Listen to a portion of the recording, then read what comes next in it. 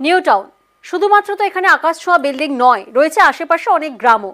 আর সেই গ্রাম থেকে অভিযোগ উঠে আসছে ডোবা বুঝিয়ে চলছে বহুতল নির্মাণ। নিউ টাউনের পাথরঘাটায় চাঞ্চল্যকর অভিযোগ, যা মানতে নারাজ নির্মাণ সংস্থা।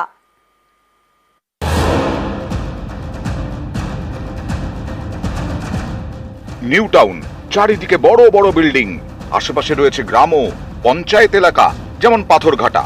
অভিযোগ, এই গ্রামের চকপাচুরিয়ায় বড় ডোবা বুঝিয়ে তৈরি হচ্ছে বহুতল।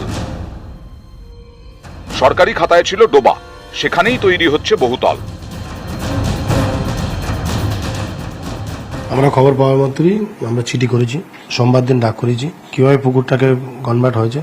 যদি কোনো কাগজপত্র থেকে থাকে অবশ্যই তাদেরকে সবকিছু নিয়ে আসতে বলেছি। এটা আমাদের পজিশনে পঞ্চায়েতের মধ্যে পড়ছে না ইনকোর মধ্যে পড়ছে, সেটা একটু ম্যাপটা দেখাতে পারলে আইনত যা ব্যবস্থা আছে ব্যবস্থা নেওয়া হবে। না দেখাতে পারলে সমস্ত কাজ বন্ধ থাকবে। অভিযোগ ফিল্ড লেভেলে আজকে আমরা পেয়েছি, সেটা সংশ্লিষ্ট দপ্তরকে পাঠানো হয়েছে, বিএলআর সাহেবকে পাঠানো হয়েছে। উনি এনকোয়ারি করে যথাযথ ব্যবস্থা আইনত যা আছে সেটা আমরা অবশ্যই নেব। পুকুর হলে সেগুলো দেখে নিতে হবে, যে রেকর্ড দেখাচ্ছে এখনো অফিসিয়াল ভেরিফিকেশন করতে হবে, সেই জন্য বিএলআর সাহেবকে পাঠানো হয়েছে।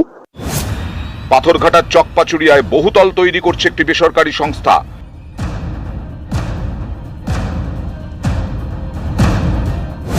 গ্রামবাসীদের থেকে জমি কিনে তারা নির্মাণ কাজ চালাচ্ছে।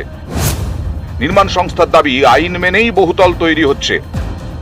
2015-14 ডিসেম্বর উত্তর 24 পরগনার জেলা শাসক এবং ভূমি দফতরের অনুমতিতে জমির চরিত্র বদল করা হয়।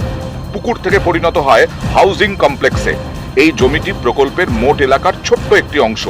New town Kolkata development authority এই প্রকল্পের অনুমোদন দেয়।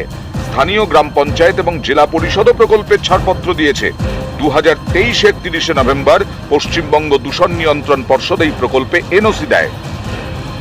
ক্যামেরায় সঞ্জয় মণ্ডলের সঙ্গে অনুপ চক্রবর্তী, নিউজ 18 বাংলা।